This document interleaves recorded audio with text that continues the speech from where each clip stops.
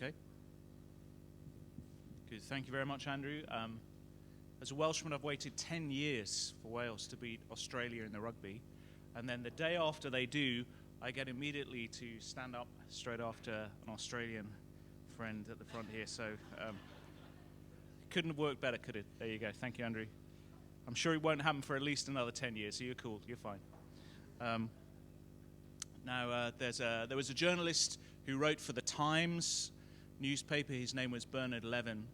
Sadly passed away now, but he once wrote a newspaper column in the Times, and in the column he described how he was going to visit an island called Christmas Island, never to return. And he said he was choosing Christmas Island because it was the most remote inhabited place in the world. Just one ship arrives there, or so he claimed, and that ship only arrived once a year. And Levin said that he asked the postmaster on the island to burn any letters addressed to him without opening them, and to ban all British newspapers.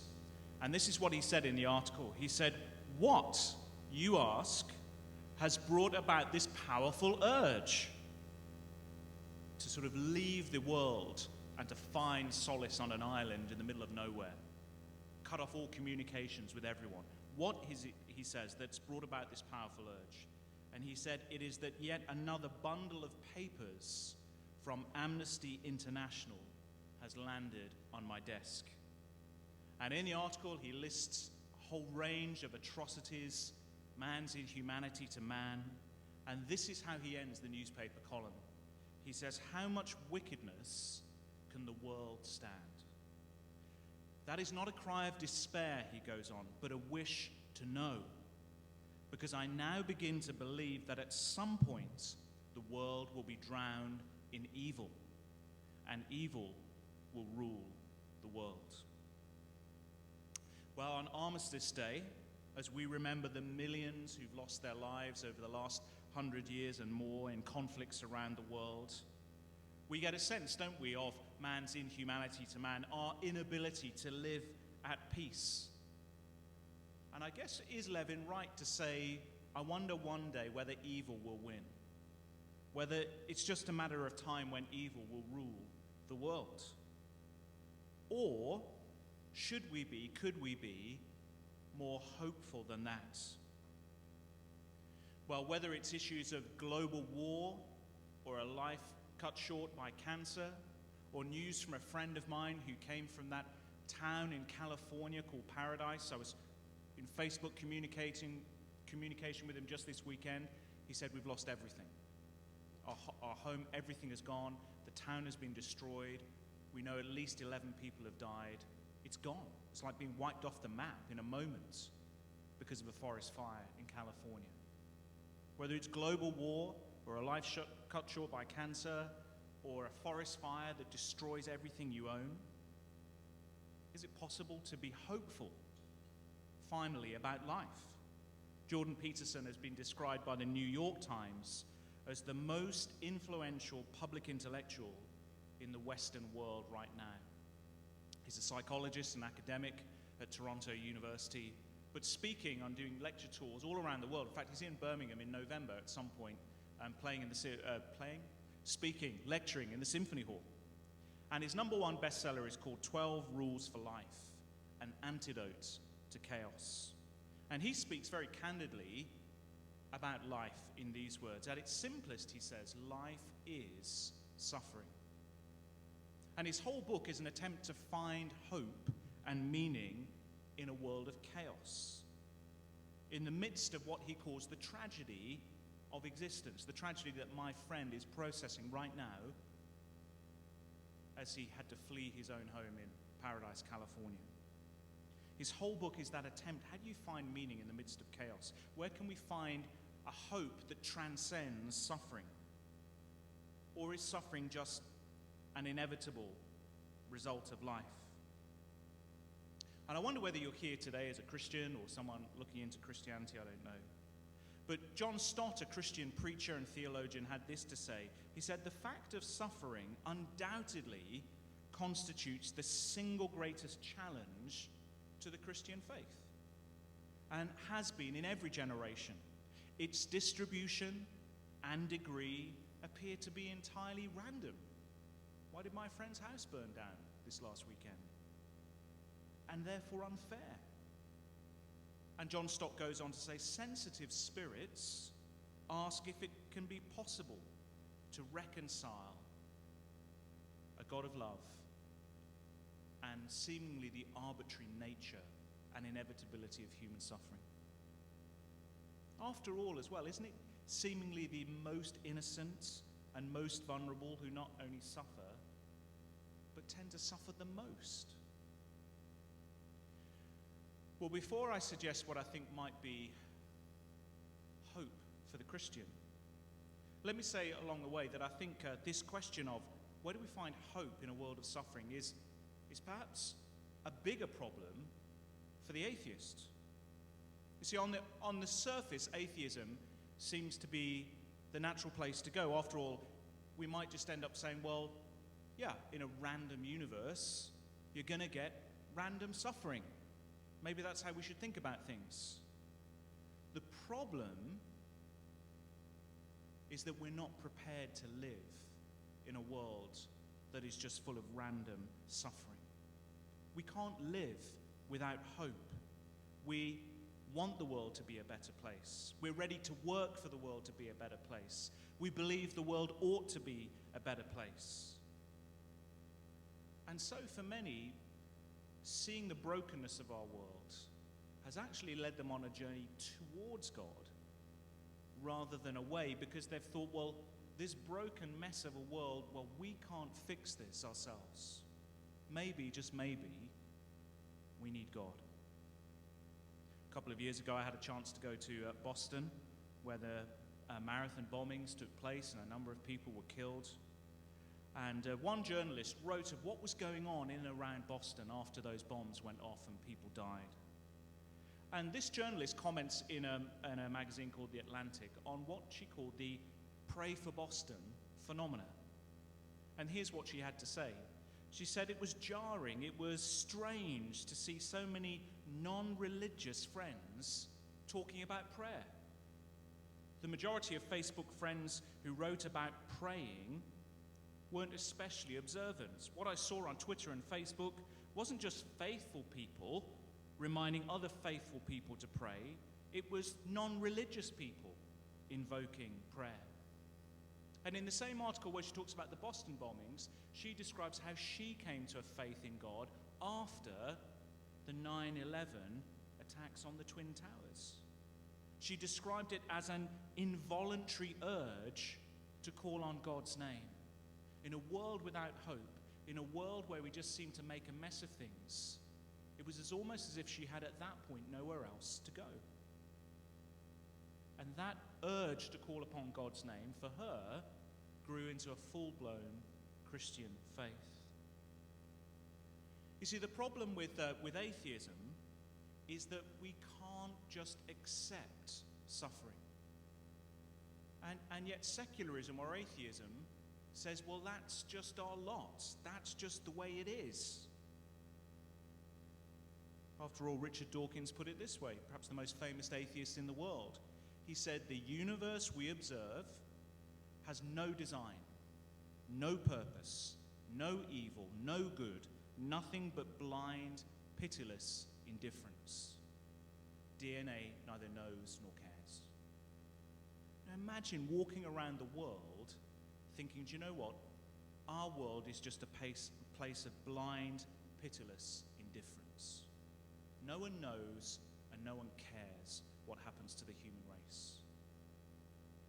That is a hopeless worldview, isn't it? Literally, a hopeless worldview. That finally, nothing matters. And yet we experience, in the face of injustice and suffering and evil, we experience right from the gut of our being and rises up in our hearts, we experience a sense that this should not be like this. Our world should not work like this. In other words, we have a moral outrage when we experience a plane going into a tower. or there's not enough food to feed the people of the world, or we're on the receiving end of racism, or whatever else it might be. If the universe is blind and pitiless, why do we feel a moral outrage in the face of human suffering? And that's what led C.S. Lewis to convert to Christianity from his atheism. He said this, he said, the awareness of moral evil, the sense that this is wrong, this world shouldn't be like this, the awareness of moral evil in the world was actually an argument for the existence of God, not against it. It was an argument for God. Because when you say this world should not be like this, you're essentially looking for a better world. And you're hoping for a perfect world. And that's just inconsistent with atheism, which just says, this is the way it is. This is the way it's always been. This is the way it always will be. Our universe is blind and pitiless. And C.S. Lewis said, my own gut tells me that's not true. I want to work and live and long for a better world. In fact, a perfect world. And he said that awareness of outrage when things aren't right, where does it come from? Where does it lead me? And he said, towards God, not away from God. You could put it in its most simplest term like this: if we believe in evil, we must believe in God. The two go together. If you jettison one, God, you have to jettison the concept of evil, which is exactly what Richard Dawkins says. In our universe, there's no good, there's no evil, just blind, pitiless indifference. And yet none of us can live this way. Jordan Peterson, again, in his book, 12 Rules for Life, says the problem with atheism, in essence, is none of us live as if it were true. This is what he says. He says, you might say, I'm an atheist. And he says in his typical manner, no, you're not. You're simply not an atheist in your actions. And it's your actions that most accurately reflect your deepest beliefs. Those are implicit, embedded in your being. No one lives as if atheism is true. No one lives as if this universe is one of blind, pitiless indifference. We live with hope of a better life, of a better future, of a better world for us and for our children. We want to learn from the mistakes of the past and put things right. We're angry when things are wrong. All of those things are demonstrations that we're not ready to live as if atheism is true. But we live as if something needs to be put right, and maybe God will put it right. Would you turn to page 1132 and to that passage, Romans chapter 5? And we're talking about trying to find hope in our world. And this passage is a passage that describes hope, what it is, where it comes from, how it grows, what it might look like for us to be hope-filled. So whether you're here, someone looking into Christianity, and you're trying to figure out whether you can believe it or not, or whether you're someone as a Christian looking to grow in hope, I hope you'll find this passage helpful. It's the passage we had read by Andrew a moment or two ago. And the first of just 2 points is this: God grows our hope through our suffering. Or you might say, our very experience of brokenness, what we'll see, increases our longing for God and a world without brokenness, a future hope, that which the Christians call heaven. I wonder whether you think, if you have a really tough patch in life for one reason or another, I wonder where you think God is in all of that. And I wonder whether you could believe that God might actually be at work in your tough times to train you and to teach you and to produce in you hope. The Apostle Paul believed that that is God's design and purpose for the Christian. Here's the big surprise, verse 3. We rejoice in our sufferings. Now, just think about that phrase for a moment. Maybe we'll discuss that around our tables in a minute. How utterly bizarre. What an extraordinary thing to say. Rejoice, be happy, be glad when you're suffering. Why? How? Well, you need to understand that God is a God who has reconciled us to himself as a totally free gift. Look at verses 1 and 2. We have been justified, that is, put right with God, made a friend with God, simply through faith. Do you see that, verse 1? We have been justified through faith. Or in other words, you can say we have peace with God as a gift from God. So if you're a Christian, you know that you are at peace with God on your best day in the Christian life, in your worst day in the Christian life, when you wake up in the morning, when you go to bed at night, because it's never been about your performance. It's something you've been given, a relationship with God, peace with God through Jesus Christ. And in fact, if you read verses 7 and 8, it's actually come through his death for our sins. So when you wake up in the morning, know that God is for you and not against you. That's what verses 1 and 2 are telling us. Know that on your best day as a Christian, on your worst day as a Christian, your relationship with God is a free gift. God is for you. So therefore the question is, verse 3, what's going on when I experience brokenness in this world? Well, I know that it can't be that God is turned against me, because he's given me peace with himself as a free gift through Jesus.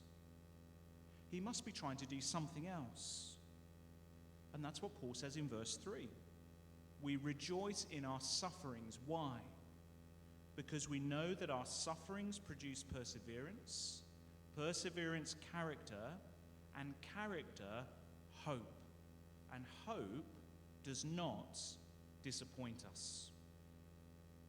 So God uses the trials of life to teach and to train us.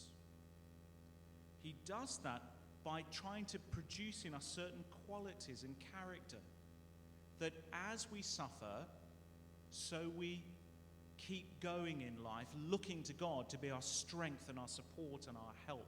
Maybe you've gone through a period of unemployment. Maybe you've experienced broken relationships. Maybe you've had a time of ill health. Maybe you're, in a sense, grieving because you're single and you don't want to be, or you're married but you haven't got kids, or there's a friend that's turned their back on you and they just don't seem to be interested in you anymore. You experience brokenness, and that suffering, you cast your worries and burdens onto God. So suffering produces perseverance, as you have to trust God through the tough times. And then when that happens to you again, and then there's a different phase in life and you suffer again and you go back to God and he carries you through that, and then he carries you through the next one and you experience God's faithfulness to you. Well, suffering has produced perseverance, and perseverance has trained your character to trust God in the good times and in the bad, to really believe he's for you and is working out his good in your life. And then when you're really beginning to see that Christian character formed, so you begin to understand that God has a purpose that is bigger than just trying to make you happy in this life. But his character is designed to provoke you to hope for the next life. Suffering produces perseverance, perseverance, character, character, hope. And hope does not disappoint us. You might put it like this. You might say something like this. What if God's purpose for you was not to make you happy in this life,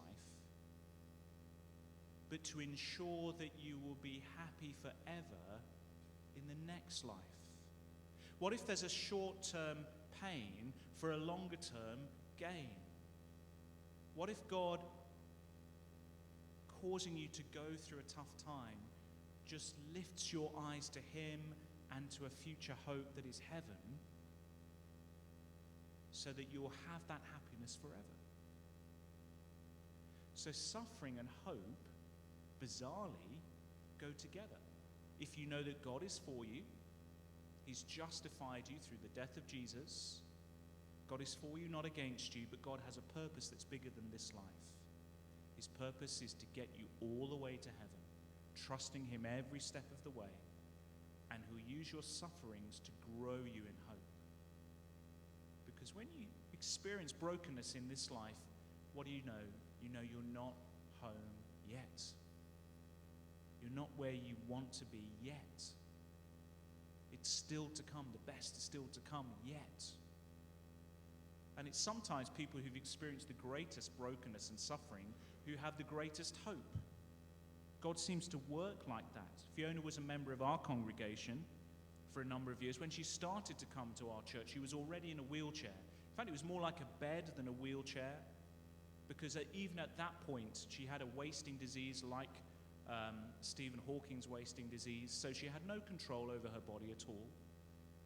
She was losing her eyesight. She was even losing her sense of hearing. She couldn't swallow food for fear of choking on the food as she ate it. And she essentially was a pathetic figure in so many ways. And yet that had sort of kicked in at 6 or 7 years of age, and she had just watched her body break down and break down and break down till she could hardly move. She could just about speak. She was like a Stephen Hawking's kind of character, horrible, horrible disease. But she was interviewed in church shortly before she died of pneumonia. And this is what she said. She said, "I would rather be in this wheelchair and know Jesus than be able-bodied and not." She was learning to rejoice in her suffering. And she said her greatest hope, her greatest desire was one day to be able to walk and to run again. She was looking forward to a resurrection body and heaven itself. It was a severe mercy, don't you think, to have to go through such extraordinary suffering? But you know what? She longed for heaven more than me. She knew that heaven was her home more than me, because God had taken away from her the things in life that I take for granted and put all of my hope in. She was a stronger Christian than me. God's job is not to make you happy in one sense, although we can talk about our tables what we think we mean by that. God's job is to make you hopeful. This is not your home. And if that means suffering that will produce perseverance, that will grow you in character and fill you full of hope like Fiona, then don't be surprised if God takes you that way. And that's why Paul can say, rejoice in suffering. It's like going to the gym. I don't go to the gym. Sometimes run along the road, but I stay away from weights and machines and these kind of things. I understand that you need resistance to grow muscle. Is that right? Something like that? And this is what it's like with suffering grows character and hope. And it's up against the hard times that give you the workout. It is not to say we should enjoy them, but it is to say we should expect a God who loves us to sometimes train us through them. Hope grows as we face suffering. Secondly, more briefly, God grows hope by pointing us to Jesus' suffering. So as you read through the passage, hope does not disappoint us, verse 5. Read on, would you, to verse 6 and following. You see, at just the right time, when we were still powerless, Christ died for the ungodly. Very rarely will anyone die for a righteous man, though yes, for a good man, someone might possibly dare to die. But God demonstrates his own love for us in this: while we were still sinners, Christ died for us. Armistice Day, we remember people dying for their country. People of extraordinary courage to die for their nation. For a good man, someone might possibly dare to die. But Jesus died for his enemies, verse 8, to reconcile us to him. So hope grows in our hearts the more we reflect on how much God loves us. John Stott says, "I could never myself believe in God if it were not for the cross. In the real world of pain, how could anyone worship a God who is immune to pain?" But our God is not immune to pain. Our God came into the world in human flesh, suffered and died on a cross. And as we look and think, that is how much God loves me, then hope grows in my heart as I think one day I'll be with him. I'll be with the one who loves me more than any human being could ever love me. I'll be one day with Jesus. So I have lots of questions about what tomorrow will bring. I don't know whether it could be a good day or a bad day in terms of the news that I receive. It could be like my friend in Paradise, California, that is, who sees his hometown destroyed over a weekend. My house could burn down tonight. I could get run over by a bus. All sorts of things. I don't know what tomorrow will bring. But I can still live a life full of hope in the midst of the chaos because I know God is for me. And that even when God causes me to suffer, he's doing it to produce hope. And as I look to Jesus and the fact that he suffered for me, so my hope grows. And as my hope grows, so I find I really can start to live well in this life. It must be really, really tough to lose all hope. And I've met people who've lost hope in life, really, who don't think there's anything really left to live for, who've just experienced really tough times. But with God, there is a hope that can transcend all our circumstances because there is heaven, and the best is still to come. Let me finish very briefly with a story about a man who everyone would have to feel had been left in a hopeless situation. It's a true story of a man called Gerald Sitzer who wrote a book called A Grace Disguised. And he describes having to come to terms with the most extraordinary, painful and difficult situation. He was driving a car when on the other side of the road a drunk driver, his car veered directly into the course of Gerald's car. The two cars smashed into each other in a head-on collision. Gerald was injured but survived.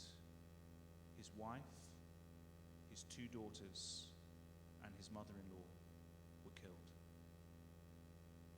And he had to recover in hospital and go to their funerals and try to live again. I don't know how you do that, but he was a Christian. And he says this in the book, "I am still not over it. I have still not recovered. I still wish my life were different and they were alive. The accident remains a horrible, tragic, and evil event to me. But I have changed and grown.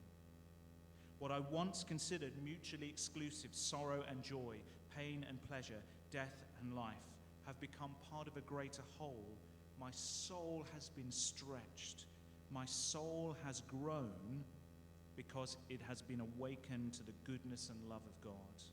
Though I have endured pain, I believe that the outcome is going to be wonderful. He who is seated on the throne said, I am making everything